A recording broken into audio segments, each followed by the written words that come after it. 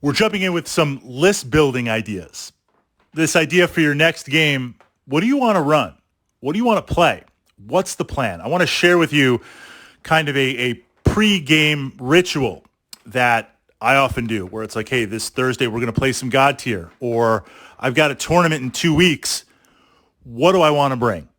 So what I like to do, of course, is literally sit down with the army or faction that I want to play. I pull out all of the miniatures from my gaming case, all of the units, all the elements, and set them up on the table. And I've got some paper, I've got the calculator, I've got the rules to calculate different lists.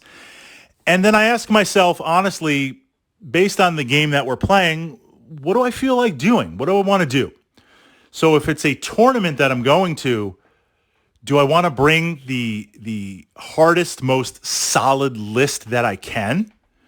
Do I want to do something just weird and wacky? Who the heck knows, right? Some sort of technology-based list. What do I feel like playing?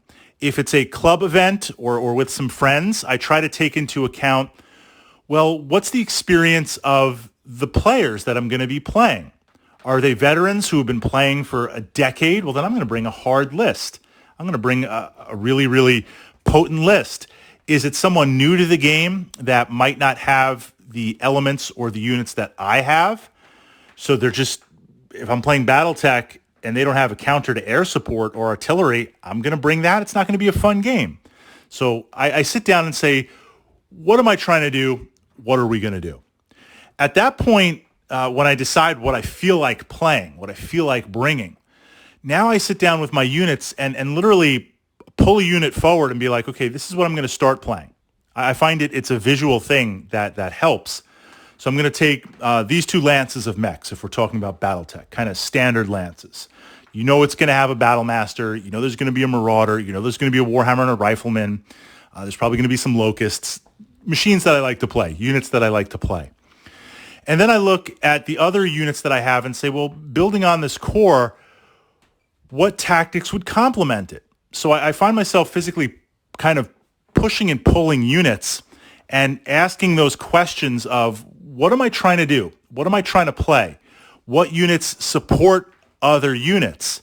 And this is where you start writing down your army list and adding up points and seeing what's most efficient.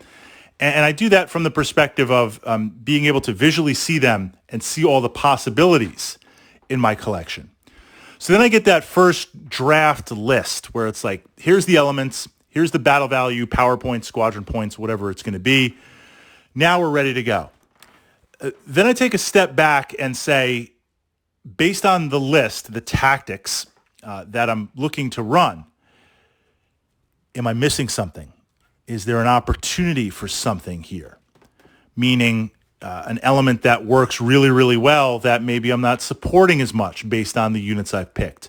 Or something I'm trying to do in my list, right? If I'm trying to, Battletech put out long-range support with long-range missiles, indirect fire. I need a good amount of them to do that.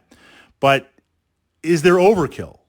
Meaning, based on the level that we're playing, of points we're playing, if I have 4 missile units, I could get the same with 3.